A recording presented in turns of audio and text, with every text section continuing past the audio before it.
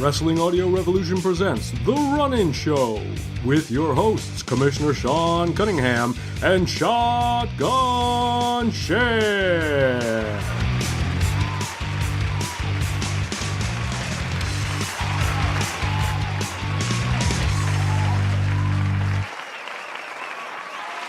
Ladies and gentlemen, boys and girls, welcome to episode number 7 of The Run-In Show.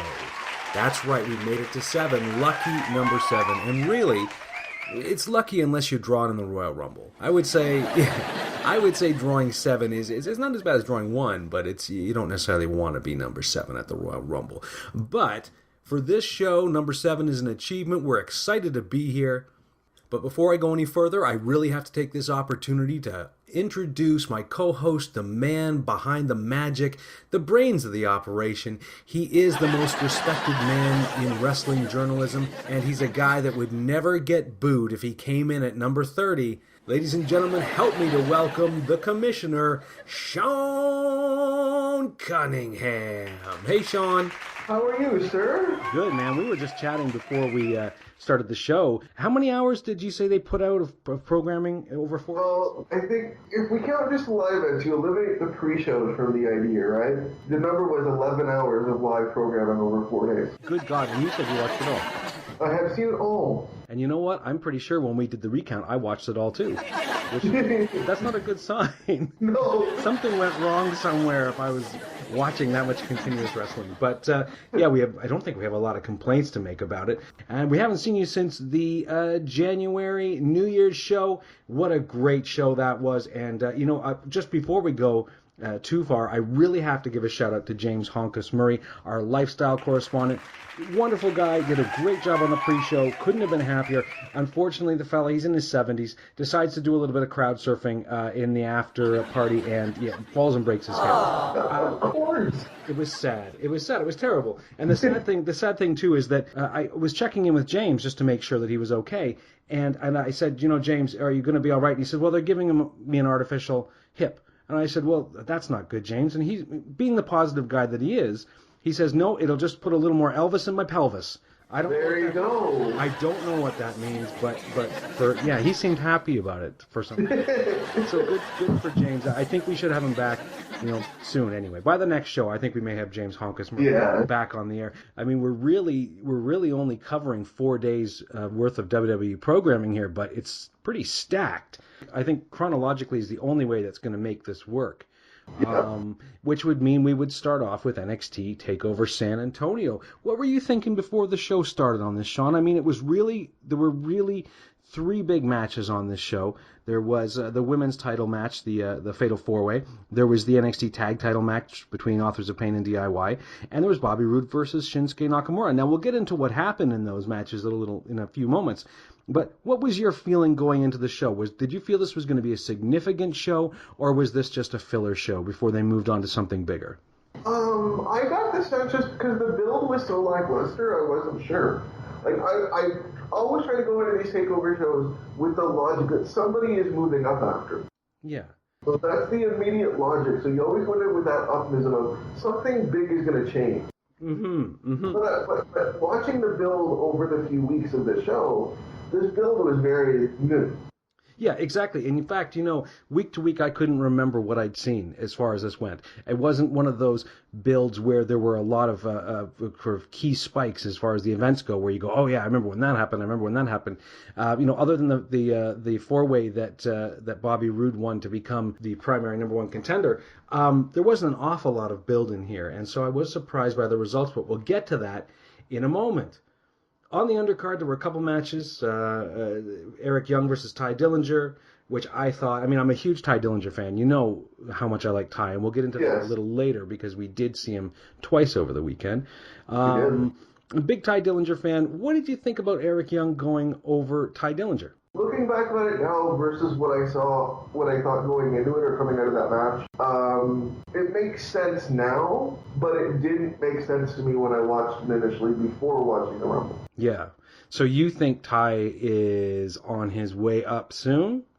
Yeah, I think so. I think he's on his way up soon, and I think the idea is you have to keep some strong heels in NXT because they really want to use it as a brand. Although that's a whole other disagreement as to what NXT was supposed to be for. But that's a whole other discussion that we need to have at some point. Well, we'll talk a little bit more about Ty coming up a little later because I actually have a few points I want to make about that. But what I'll say about Eric Young is, to the best of my knowledge, Eric Young has not had a takeover win yet, has he? No. So I think in order to at least seed his popularity and his strengths, they needed to give it to him. I didn't like to see Ty lose, but at least he was woefully outnumbered by, what was it, 3-on-1? Yeah. With the two guys, whoever, what's the huge guy's name now? What did they change his name to? Oh, Dave Lillard or something like that? Something like that. I mean, he counts as two. He's huge. That fellow is large, and not just large in the usual WWE large sense, as in giant and muscular. He's also quite round in the middle, and he is a big fellow. So I mean, I don't think there's any shame in there for Ty, especially considering he showed his face again over the weekend. Also, we had Roderick Strong against Andrade Cien Almas. Like both these guys, when this match came up, as much as there was no real build to it, I really thought these guys are both at the same point right now, and it could go either way. Strong took the victory, but what did you think of the match overall? I like this match because this was a wrestling fan's wrestling match, is what this was. Two guys that clearly know what they're doing. They've been doing it for a long time. I didn't see a missed spot in that entire match, and I watched it back twice. I did too. I feel bad though for Andrade Cien, though. I really do. Yeah. Because he's such a talented guy, and they're kind of stuck. Well, I think this was again kind of like what we talked about in the last match, in that Roddy Strong hadn't really had a strong takeover performance, and I think they wanted to give him one. But it does seem like Almas is losing an awful lot of matches to guys at the same level.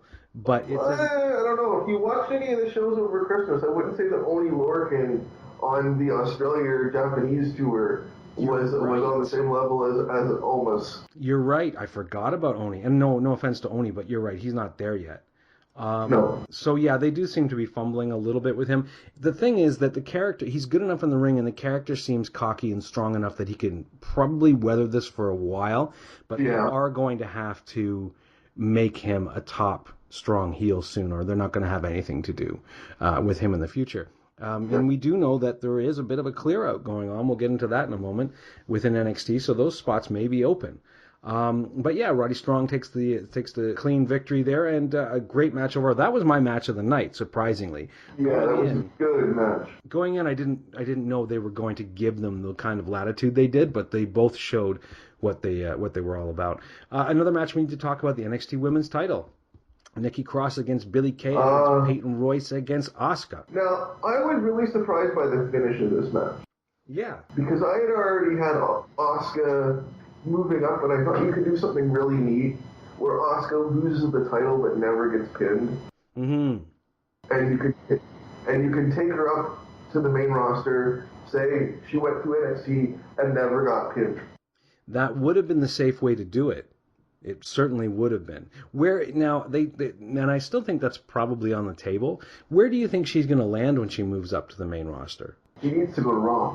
I think she does need to go to Raw. As much as the SmackDown Women's division I find is a bit stronger, on Raw you can put her with Bayley, you can put her with Charlotte, you can put her with some of those guys, and I think that would be the right place to go. But who knows when that's going to happen? Because as you said, they had an opportunity to have her go up pretty much unblemished, and they let it pass. Like, as much as it pains me, I thought, like, the two Australians, they were going to do this weird thing where one of them just decided to lead out for the other one. Yeah. Didn't matter which one you did. That actually would have been... Imagine if they'd done that, and then they just kind of co-held the title. That actually would have been really fun. Yeah. I take it you're not a big fan of the Australians. It's not that I'm not. I just think they're too green still. Yeah, they are. They certainly seem to. What do you think of Nikki Cross? I like this iconic character, and she did more wrestling than I thought. Mm-hmm. But I love the Sanity character, that she's even the most uncontrollable one of Sanity. Yeah, I do too. I think that's actually kind of a cool, creative angle they took with her there. It was certainly unexpected, but some great spots in it. It wasn't the longest match, and it wasn't the most... it didn't have the most finesse, obviously, because Kay and Royce are still a little untidy in the ring. But I liked the spot with the double suplex through the table. Yeah, that was fun. It was kind of interesting. Although I never noticed that table was even next to the commentary booth until they went to it. I'm like, why is that table there? And I'm like, somebody going through that table. Exactly. And it almost it had that weird shape to it where you kind of wonder, when they first did it, I was like, is that just a couple of cardboard boxes? Are they just trying to make us think this is a bigger deal than it is? But no, it's certainly a table under there. But it was a good spot, especially for a women's match. You know, they're pulling this stuff out now and kind of giving them a bit more creative license. And I like to see that kind of stuff going on. Overall, a good match. I didn't think it was a great match, but it was...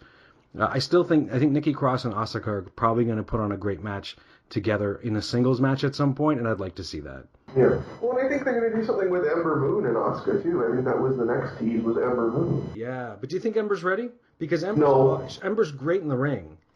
But I don't know if the Ember character is ready, because when Ember moves up, she's going to have to carry the division. She's certainly athletically able to do that.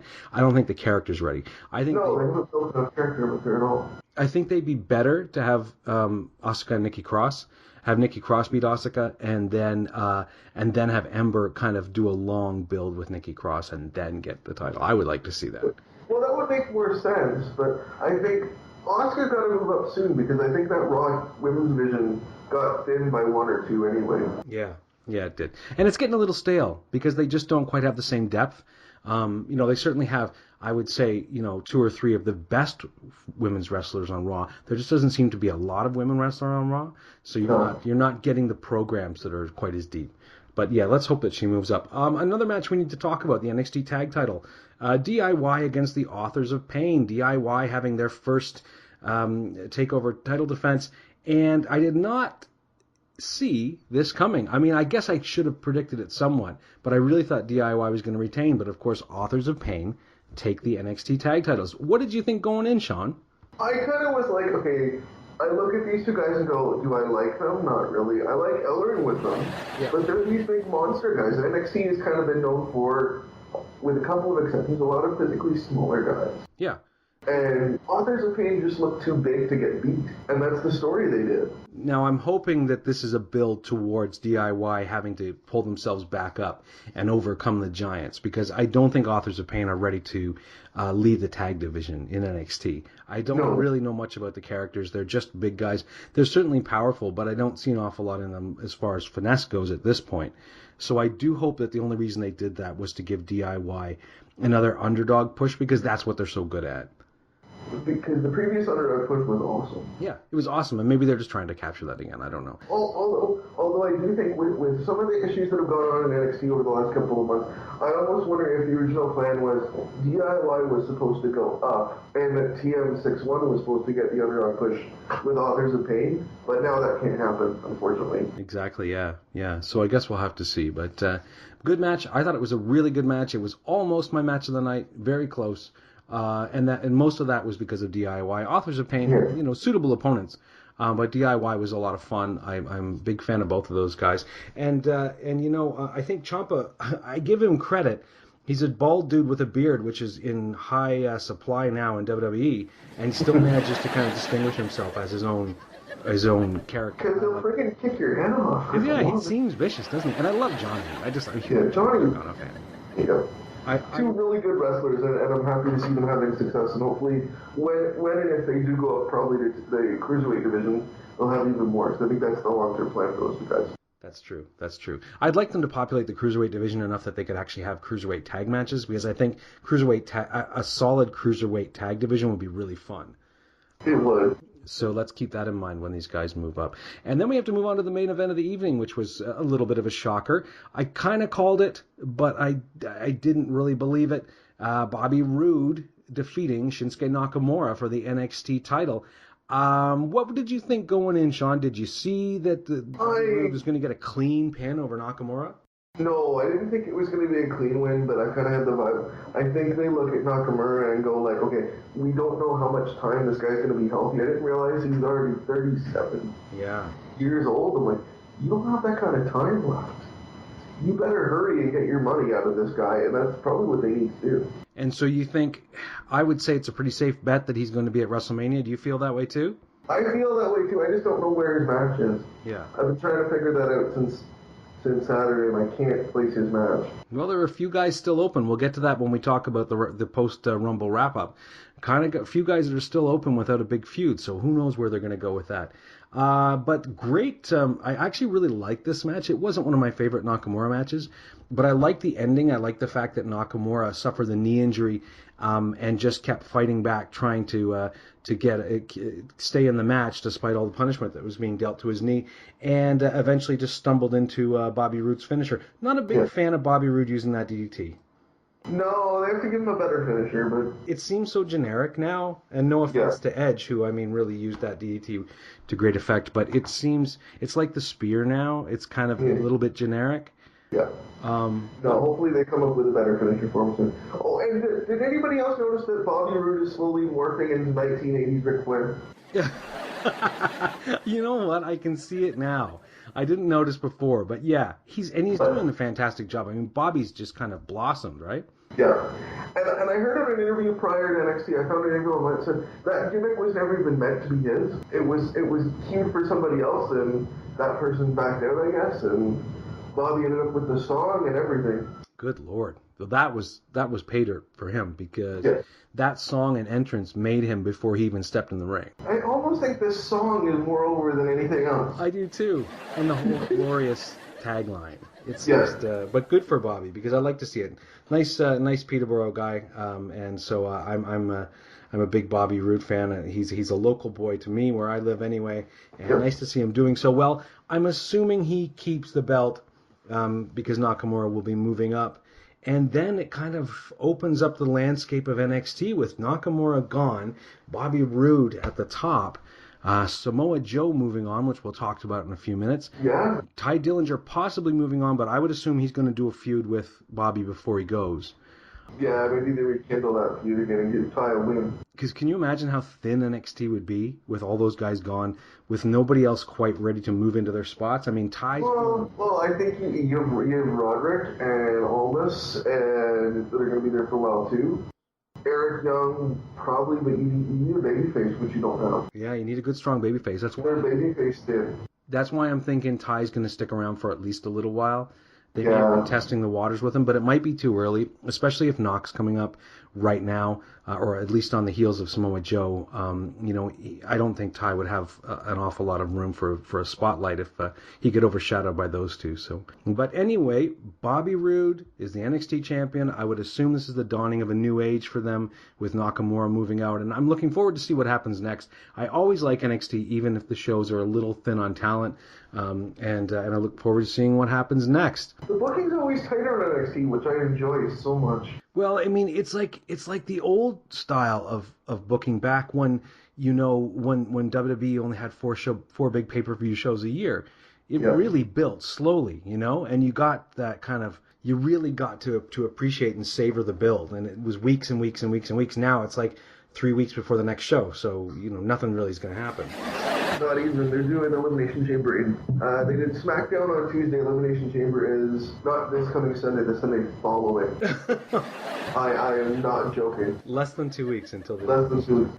Well, we'll get to that in a minute, because that has some significance too. But moving on, we got to talk about the Royal Rumble. Royal Rumble is my favorite show of the year. Even when it's not a great Royal Rumble, I always enjoy the process.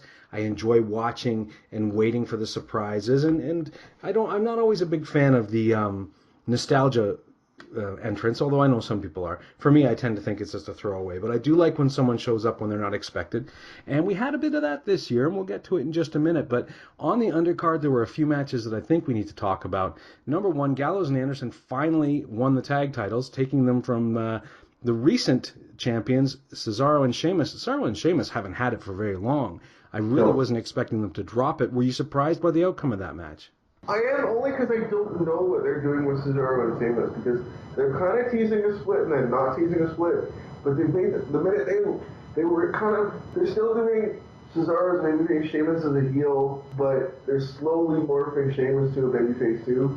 So it's really weird to me. Yeah, there were a lot of weird moments, too, a little later on in the night we'll talk about, but they don't seem... I think that maybe they see that the strength of Cesaro and Sheamus is them not getting along, and they're going to try to keep it that way as long as they can.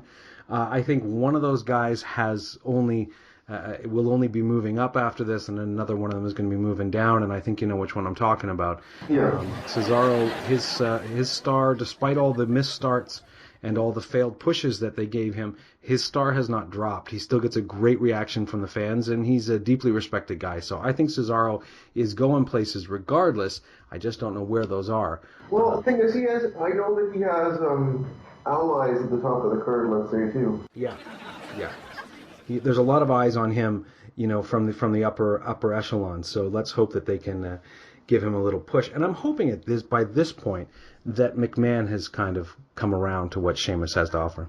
That I hope that both those guys can stay healthy too. That's been Cesaro's problem too. Yeah. Is he'll get really close to a really monster spot and then get hurt. Yeah, exactly. So let's keep our fingers crossed on that.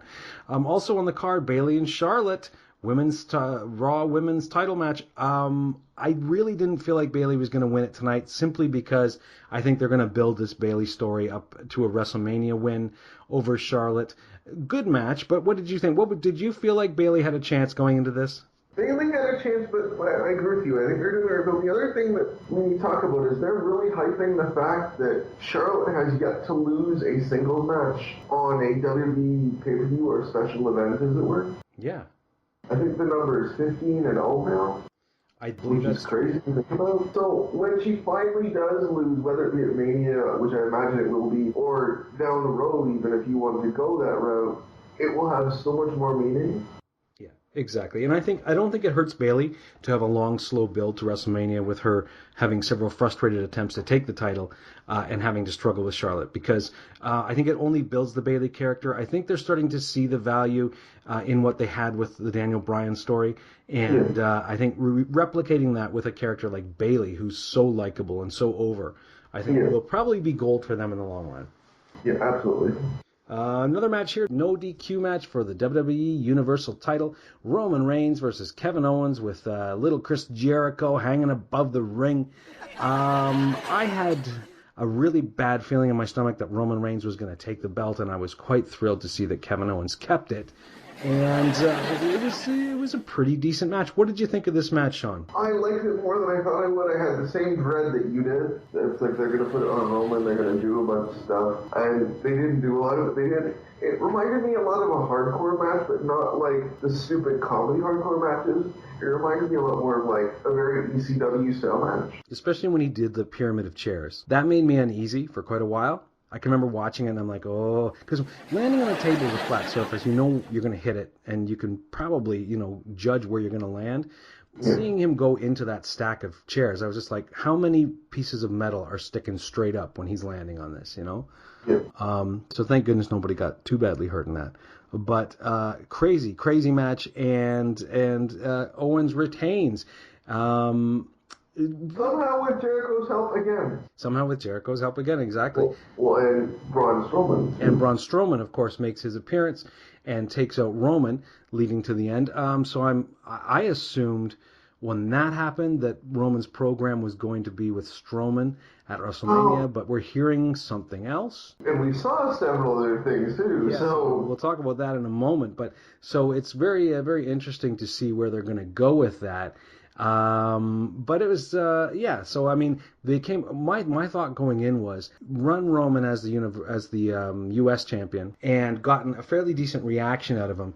I thought, I hope this isn't their chance to graduate Roman immediately up to the Universal. And I was quite happy to hear that the fans weren't having any of it. No, they were not. So that reaffirmed my belief in human beings, which has been failing as of late, but good for them.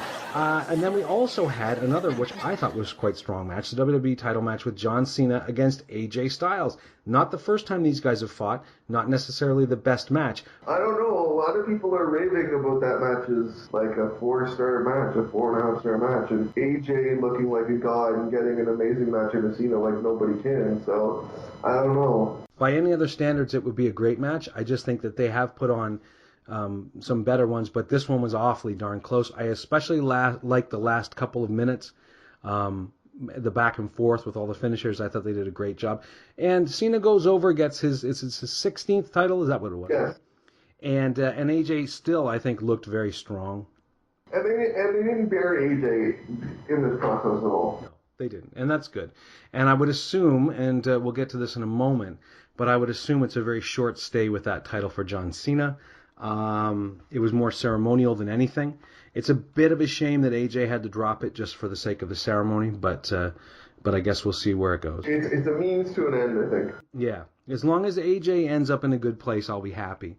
Then we move on to my favorite, the 30-man Royal Rumble match. Every year I get excited about this. Some years I go in with a lot of preconceptions about who's going to win or who's going to come in at number 30, and usually I'm disappointed. This year I made a few predictions, but I wasn't too too solid and inflexible on them. I saw your list of predictions, and I will say you sent me 8 predictions of people or things that would happen in the Royal Rumble, and you were right on 3 of them. So let's say 40%. Let's say I got a 40%. That's not too bad. If you're psychic and you're predicting things, 40% is pretty good. Yeah. Well, but I will say this: the 3 that you predicted to be right were pretty amazing to me because they were the 3 I would have picked that had no chance of happening, or the least chance. Which were they again? I know I said Sami Zayn. I predicted that Sami Zayn would have a long night, which he did. Which he did. You predicted that Jack Gallagher would be in. Yes. Which he was. And he was the only cruiserweight in that Royal Rumble. And the other prediction I had, I believe, was Ty Dillinger coming in at Ty number 10. Dillinger entering at number 10. See, that to me was, I thought, there's a chance they won't do it, but if they're going to bring anybody up as a surprise from NXT, it'll be Dillinger at 10, just because I wouldn't be surprised if that becomes a tradition now, that Dillinger keeps coming in at 10. And I like the reaction that he got. Well, I was going to say, that crowd in the Alamo Dome blew up like crazy. Yeah. That was so much fun. That's a good reaction for a guy who's just pulled out of jobber status in NXT. To become one of their bigger faces. That's a good reaction for him, and he did. He is so over. That whole gimmick of 10 is so over. It's ridiculous. And it's the simplest thing, isn't it? Isn't it just the simplest idea? And yet people go crazy for it. So good for Ty. I was happy to see him there. One thing that didn't surprise me was Braun Strowman looking so strong. He had quite a few eliminations, especially early on in the match.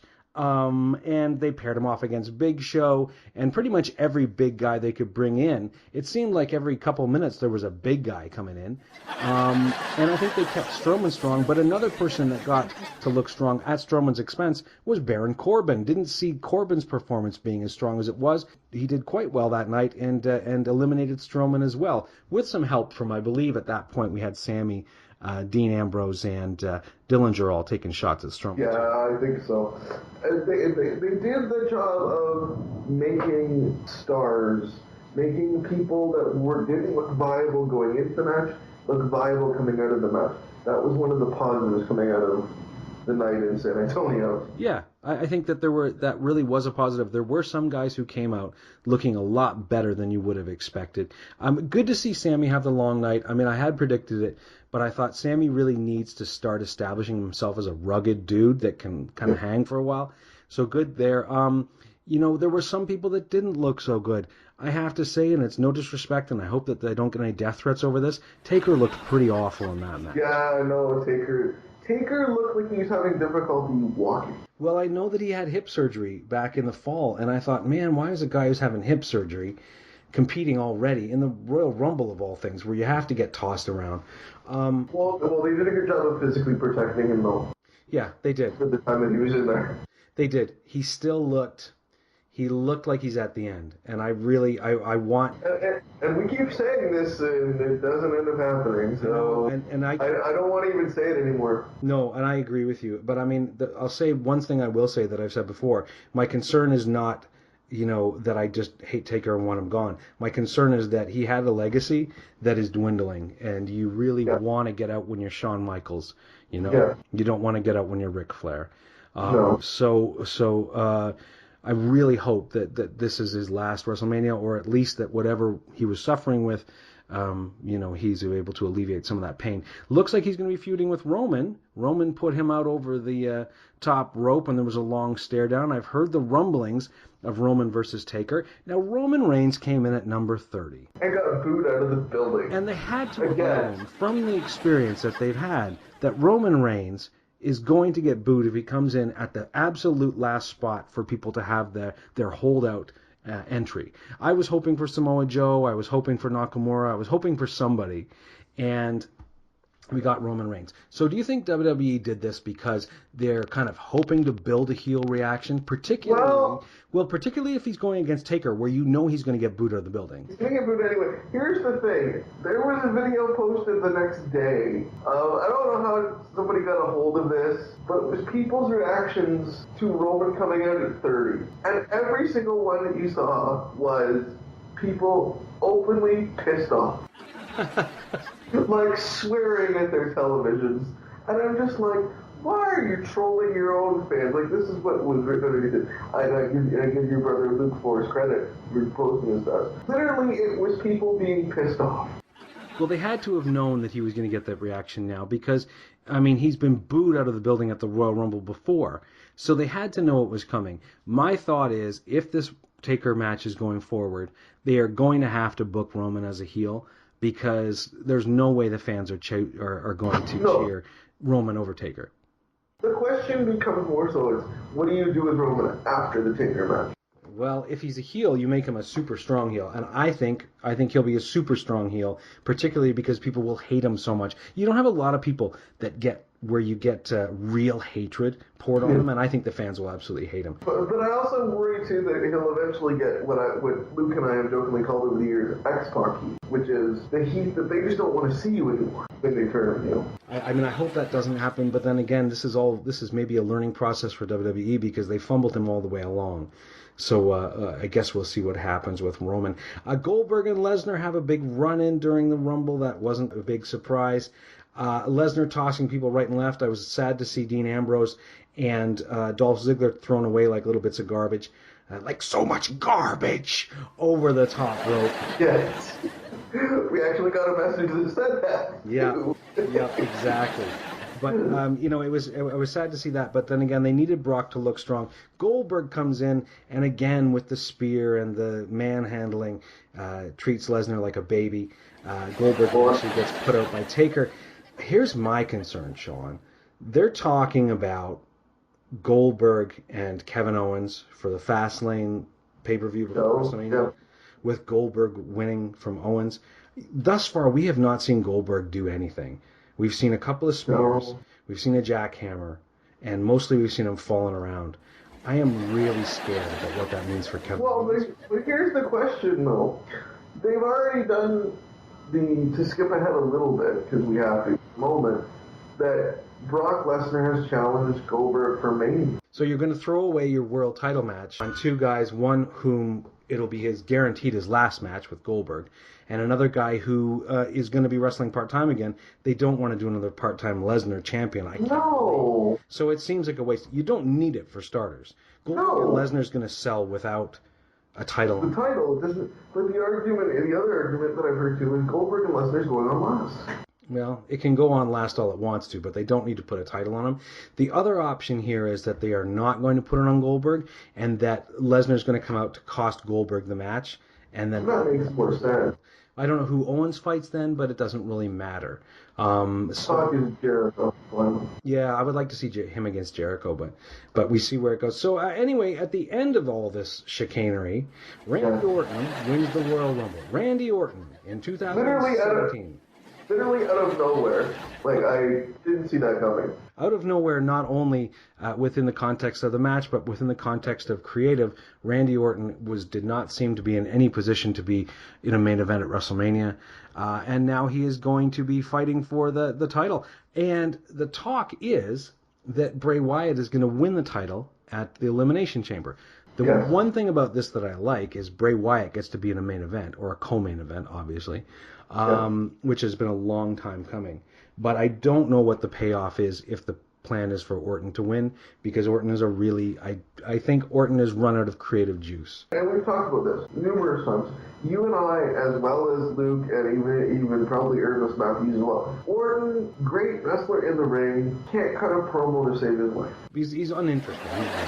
Yes. And great guy in the ring, fantastic performer. Great ring awareness. He's just fantastic in every level like that. But he is no guy. They've tried him before, and he's not carrying anything for him. Now, Now, if WWE has the guts to take a risk, put it on Bray and leave it on Bray. That's what I was thinking. Put it on Bray and leave it on Bray and let this be, Bray's coming out party where Bray gets to stay on the top where he should be. And he builds a whole new Wyatt family because Luke Harper's gone now. I would assume Orton's gone after this. It would be great to have Wyatt really become what he needs to become. Well, and here's the other thing, too. Wyatt does enough in-ring that it's good, and it's more than passable. Yeah. The promos and the programs will leave money. Yeah. And that's doesn't matter who it is. And I mean, you got a guy here who, and I don't compare him to The Undertaker lightly, but I will say that the reaction that he gets as far as the theatrics are on level with The Undertaker. And that's what you need going forward. Yep. I agree 100%. So I would be fine if the whole plan here is for Bray Wyatt to become an established champion on SmackDown. I'd be good with that. Yeah. So moving through to the fallout from all of this, a couple big things happened the next night on Raw. Number one, as you mentioned before, Neville won the title, the Cruiserweight title, and came out to do a segment with Rich Swann. Neville, I think Neville really has to become, within the context of the Cruiserweight division, he really needs to become unbeatable for quite a while. I'd be fine with him holding the title for like a year. And that's probably what they're going to do, because remember, they only get an hour every week, and they may get a spot on TV, but they don't always. Yeah.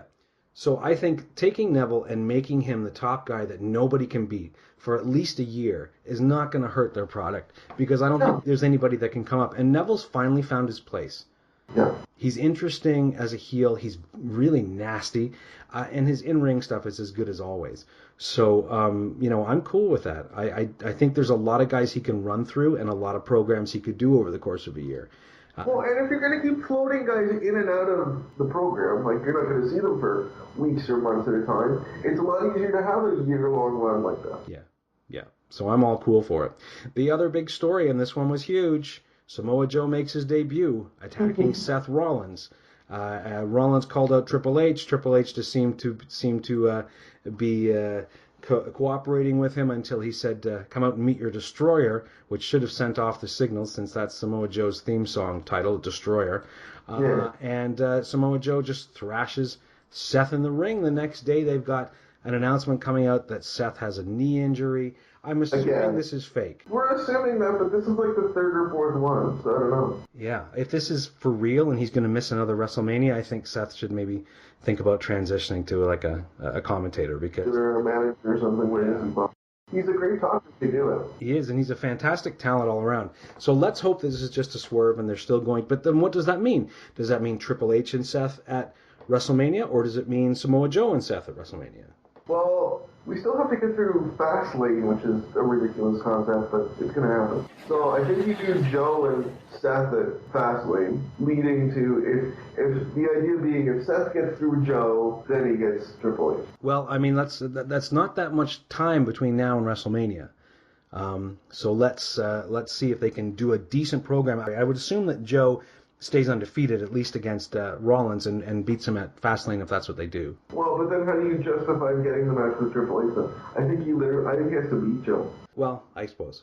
But I could see Triple H costing him that match as well, and it just getting worse. Yeah, that's true too. Anyway, and then moving on to the next night on SmackDown, we got a little bit of information about the Elimination Chamber, where John Cena will be defending his newly won title against The Miz, Dean Ambrose, AJ Styles, Bray Wyatt, and Baron Corbin. Baron's really moved himself into a main event, or at least semi-main event position now. It's a bit of a surprise. It is, just because I never got the vibe that his attitude wasn't just a character. I really thought that was who he was. And to be honest, I didn't like it. I thought he was kind of an arrogant, jerk, and I wasn't all that fond of the way he was acting. And I'm like, if this is really who you are, that's annoying. But if you can use it in a wrestling sense, it's great. Yeah, and I think he's doing a good job. I'm enjoying his matches, at least within the context of him being a big man. Pretty agile, pretty fast guy. And so, I have no problem with them freshening up the top of the mix. I was a little surprised he'd be getting in Elimination Chamber title match right away, but still, when you look at the rest of the show, or the rest of the SmackDown roster, it probably makes a bit of sense. I was going to say, that roster's a bit thin, and it's unfortunately, with them doing their own pay-per-view, it's going to look very exposed, too. As we said, the plan here, from what we're understanding, is Bray Wyatt taking it. And if that happens, then we will have Orton and Wyatt at Mania, and God knows what that means. But it should be, I mean, on paper, this Elimination Chamber match looks pretty interesting. They've got a nice mix of guys, and they've got a few crazy dudes. Obviously, Dean Ambrose, Bray Wyatt, and Baron Corbin might be doing some crazy stuff. And you never know what AJ's going to do when you give him something like a cage to jump off of either. That's what I was thinking too. I mean, I think AJ's trying to make every match count now. He's waited a long time to get to WWE. He's in a great position. He has to know he doesn't have that many years left competing at the same level. So I would assume AJ is going to give us something big, and then hopefully that will set up his WrestleMania match. Have you heard anything about what AJ's doing for WrestleMania? The last thing I heard makes me cringe. I don't see how they get there. And the last thing I heard was AJ versus Shane McMahon. I heard that too. I hope they don't do that. No offense to Shane, but he's not a wrestler. He should not be in with anyone the caliber of AJ Styles. No. So let's hope they don't do that. It's this weird narcissistic thing that the McMahons seem to think, where as long as they can put themselves in with anyone because they're such a big name, and I don't think it makes for good matches. It really hurts the other person too, to have to compete against someone who's a part-time or extremely part-time wrestler. Well, no, the other rumor I keep hearing, but I don't believe it's going to happen because one of the two is not healthy. They want to put poor Sasha Banks in there with Stephanie at some point. Oh, God. But I'm pretty sure that may not happen because I don't know. I really wonder about Sasha, how long a career she can really have. Yeah. No, I love the character, but she can't stay healthy. Now, what's her injury right now? The knee again. Oh, God. The knee that I'm convinced never recovered the first time. Yeah, I think she rushed back too quickly off the first injury, and or the first couple of injuries, and I think that it's certainly going to cost her. But that was our Royal Rumble weekend, or early week, playing through all the crazy shenanigans that went on in the Royal Rumble. Overall, what was your feeling about the way the Royal Rumble played out this year, Sean? I was disappointed at first, and now when I look at it from the bigger perspective of they're actually trying to set up WrestleMania, I can look at the entire weekend as one big giant item and be happy with I can see a direction. I can see a light at the end of the tunnel. There were parts of it I liked, there were parts of it I didn't like. And again, out of context, I had a different opinion of it than I have with a little bit of perspective, seeing where things are going. So I agree with you. There's a lot more that could be coming out of this as a result of what they did over the Rumble. Some fresh matchups. I mean, my biggest problem is when you take two part-timers or two legends and put them against each other instead of letting them work with the younger guys who really need it. Yeah, exactly. Brock and Goldberg does not need to be happening, but whatever. But again, I mean, at least they put Roman and if it happens the way they're saying it, they put Roman and Undertaker together. I guess good for Roman. I worry about if it's going to be good for Undertaker, because whoever fights Taker when he's in this kind of condition needs to really know how to protect him. I don't know if Roman's that guy. I don't know, but we keep our fingers crossed. But anyway, Sean, look, I like to bring a little bit of fun every week. Things get kind of serious. Things get kind of heated. I have to break something to the crowd that's going to hurt their morale for a moment here. We're not doing kayfabe or kayfake this week. I know. But you know what? You'll love it more when I bring it back. And in its place, I've brought something that really fits the occasion. I'm starting a new segment now called the Big Brain Wrestling Genius Quiz. And every once in a while, I'm going to pull out a really tough quiz for Sean that's thematic to what we've been dealing with on the show. This week, we have the Big Brain Wrestling Genius Royal Rumble Quiz. I'm going to ask Sean a whole bunch of questions about the Royal Rumble's past, and we're going to see how much Sean knows. Now, Sean, there's a mixture here. Some of them are easy, some of them are a little trickier, and some of them, well, one of them at least, is probably very difficult. But I just want to see, we're just here to see where you're at and to marvel at your deep knowledge of wrestling. Are you ready? I am ready, and I swear I'm not going to punch any keys on a keyboard and cheat either. Well, you're on the honor system here, buddy. Yeah. And we'll be timing this too, so I don't think you'll have time. But here's your first question, and this one may be an easy one for you. Who was it that first came up with the idea of the Royal Rumble? Was it Sergeant Slaughter, Pat Patterson, Howard Finkel, or Gorilla Monsoon? From everything I've ever heard and every story I've ever heard about it, it's Pat Patterson. You are absolutely right, sir. See, I knew you'd do it. Yes, Pat Patterson came up with the original concept. I read a really interesting article with him talking about how he tried to sell it to Vince and Vince wouldn't buy it until eventually, I think it was Dick Ebersol at NBC said it sounded like a great idea, and then Vince was all on board. So, yeah, Pat Patterson, the originator of the Royal Rumble. Thank you to Pat if he's listening. Okay, question number 2. We all know that Jim Duggan won the very first Royal Rumble, but who was the last man that he eliminated? Was it Jim Neidhart, Dino Bravo, the One Man Gang, or Butch Reed? It was the One Man Gang. You're 2 for 2. Maybe I've made them too easy. Thing is, I watched that show about 2 weeks ago. I did. I actually enjoyed that one too. I didn't see it until after the Rumble had been around for many years, but when you go back and watch the initial concept, it was pretty neat. And I believe didn't it start out with like Tito Santana and Bret Hart? It did. That would be accurate. Yeah, and that's kind of a cool way to start out off with those two guys. So question number 3. How many times has Razor Ramon competed in the Royal Rumble?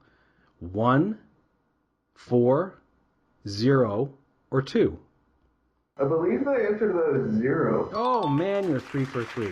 Razor Ramon has never competed in the actual Royal Rumble match. He's been on the Royal Rumble pay-per-view in singles matches, but never once stepped into the Royal Rumble. Can you imagine? That doesn't seem right, does it? No, but now that you say that and I think back on it, I'm like, wait, okay. But I think about the timeline. Yeah, that's right, because if I remember this correctly, he had a world title match against Bret Hart in 93, defended the Intercontinental title in both 94 against RS and 95 against Jarrett. Well, I know there was one where he fought Goldust. There was one where he fought 1-2-3 Kid. Didn't he fight 1-2-3 Kid in some kind of like diaper match or something? Oh no, that was later at In Your House. Okay. I don't know, but I remember that match with horrible recollections. Oh, pain. That was when they were scraping the bottom of the barrel for ideas, I think. Yeah. Either that or Vince just thought it would be hilarious to see a guy in a diaper. That's probably more. That's probably for the second one. Here's another question for you, Sean. This is question number 4, I believe. Yeah. Several superstars have eliminated themselves in the Royal Rumble matches. Andre the Giant jumped over the top rope to escape from Jake Roberts' snake in 1989. And in 2001, celebrity competitor Drew Carey jumped the ropes to avoid facing Kane. Can you name at least one other superstar that has eliminated themselves in a Royal Rumble match? My gosh. Just one. Okay, I'm going to go with the one that I remember, and that's Mil Mascaras. You're right, sir. You are absolutely right. That was in 1997. On that same show, Farouk and Ahmed Johnson eliminated themselves as well. And in 1992, Randy Savage eliminated himself going over the top rope to get Jake the Snake. Kane, Mick Foley, and MVP have all done the same over the years. So, yeah, a lot of guys have somehow not got the concept of the Royal Rumble down. But you are 4 for 4. This is. I think you are the big-brained wrestling genius. I try really hard. Well, you're succeeding, sir. You're succeeding. You're doing yourself proud. Okay, question number 5. Only 3 WWE superstars have won the Royal Rumble 2 years in a row. Hulk Hogan won in 1990 and 1991. Steve Austin won in 1997 and 1998. Who was the third man to have won 2 Royal Rumbles in a row? Well, that would be Shawn Michaels in 95 and 96. Jeez. Are you working off my cheat sheet here, Sean? No. Good work, sir. Good work. You really have. I think you've been maybe going through some kind of scientific experiment to make your brain even bigger. You're going to turn out like Megamind or something. Oh, jeez. Oh, then I look all weird and warped. I wouldn't look good in the pictures at all. We'd have to make a bigger bubble to put your photo in on the website. Okay, here's another question for you, Sean. We're getting towards the end, and some of them are a little tougher now. 3 women have competed in the Royal Rumble match. One was Chyna, another was Karma. Who was the third? Because I kept seeing this clip for the last week and a half. It's Beth Phoenix. Yeah, I guess maybe I should have kept an eye on the promotional materials before I pulled that one. Well, it was true, Beth Phoenix, and then you probably know part 2 of this question, which is, during the 2010 Rumble, Beth Phoenix managed to single-handedly eliminate one massive superstar. Who was it, and how did she eliminate him? The Great Khali, essentially by making out with him and pushing him over the top rope while she did it. Exactly. She kissed him and then pulled him over the top rope. So, sir, you're almost undefeated here. I've got 2 more. The very last one is tricky, but we'll see how you do. But this one you'll probably know. Who is the only man to enter and win the Royal Rumble while he was already the WWE Heavyweight Champion? That means he went into the match as champion. Obviously, this was before they started giving you the title shot for winning. Who was it? I want to say Hogan in 1990. You're right. Oh my gosh. For the straight up answers here, without the bonus question, Sean, you are undefeated. It was, in fact, Hulk Hogan. He was the only man to win the Royal Rumble while holding the WWE title in 1990, prior to his Mania loss to Warrior.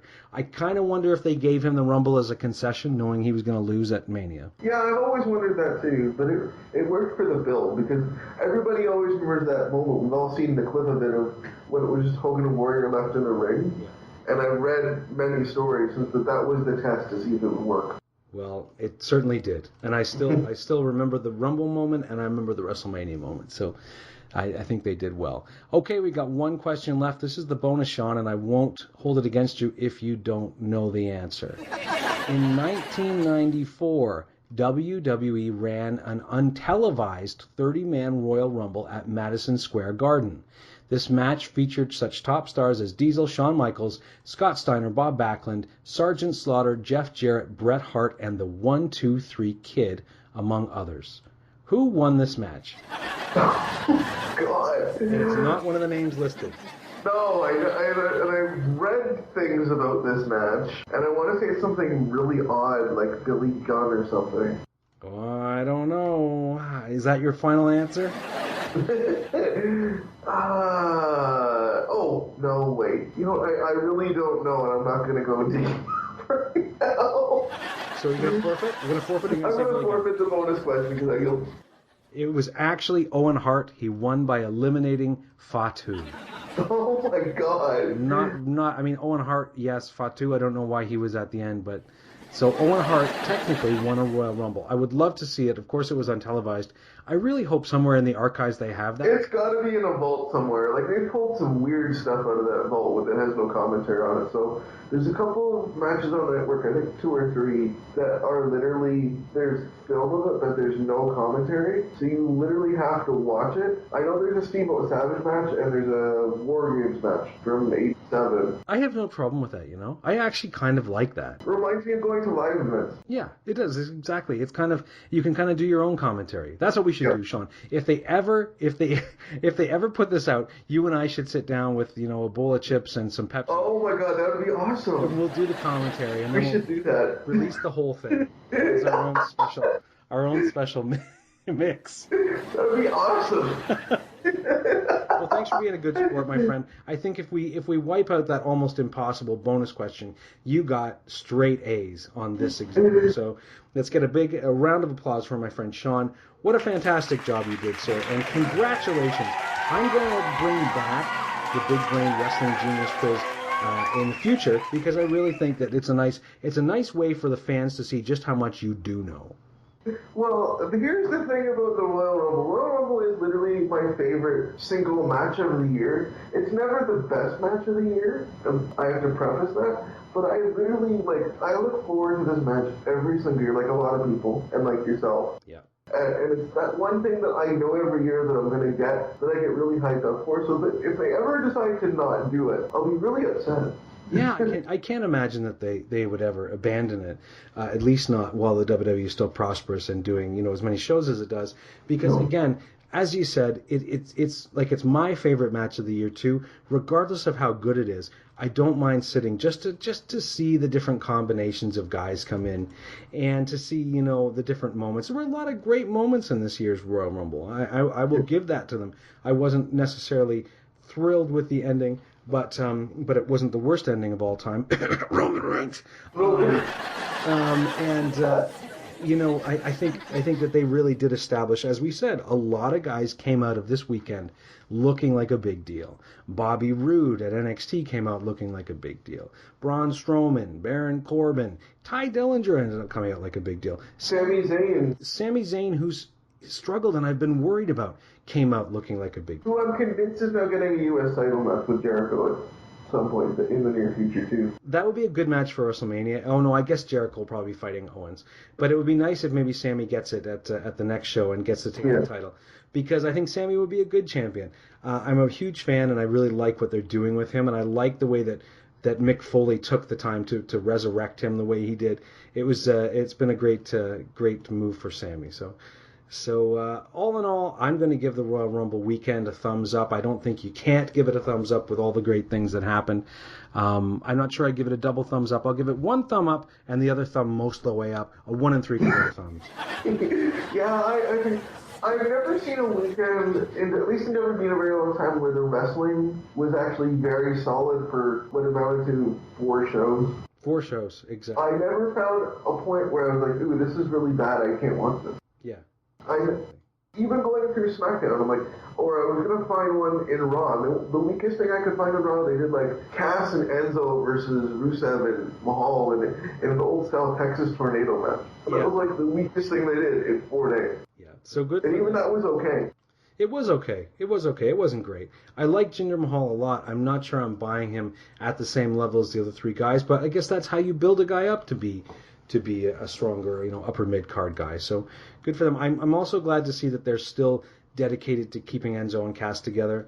I hate the idea that they would split them up just because Vince is all wound up about Big Cass being 7 feet tall. It's going to happen, though. It'll happen, but I hope that they wait, because as a unit, there's still so much to be done with them, and they're still so fun. I'd like to see them have a title reign, to be honest, before they split them up. I think they will. I think that's going to happen. I would hope they will. Maybe sooner rather than later. Maybe they're next in line after Anderson and Gallows. But anyway, buddy, thank you for showing the fans just how much you know and how your passion for the Royal Rumble is still there. I still, at this time of year, it's that little window between, just like the week before the Rumble until the week after WrestleMania, when I kind of get very acutely attuned to what's going on in WWE. I don't just kind of look at it out of the corner of my eye, which is what I do a lot of the time. So this is a good time for me. Yeah, this is probably my favorite time of the year, just to be hyped up, because Royal Rumble to me is, like I said, something we all look forward to. And then this is the time that WB really seems to pay attention, and I wish they could find a way to maintain it all year. I know it will be a hard thing to do, but what they do in these 12-week periods, or 6-week periods, is insane to me. Like, what they're able to pull off and do and make you care about almost everything on that show when we get to that first weekend of April is insane to me. Exactly. So I'm going to be sitting back watching it just as you are. We're going to be focused on what's going on, and we'll have all of our hopes and dreams for WrestleMania and get them built up just in time to have them dashed. But that's it. The eternal optimist you are. But that's okay. That's part of the fun now. It is. Part of the fun. Well, folks, thank you for sticking around with us. You went the distance. It's like you're Shawn Michaels coming in at number 1 and winning the whole thing. You lasted to the end, and we couldn't have enjoyed ourselves more. So thanks, folks. We'll be back soon. Have a good night.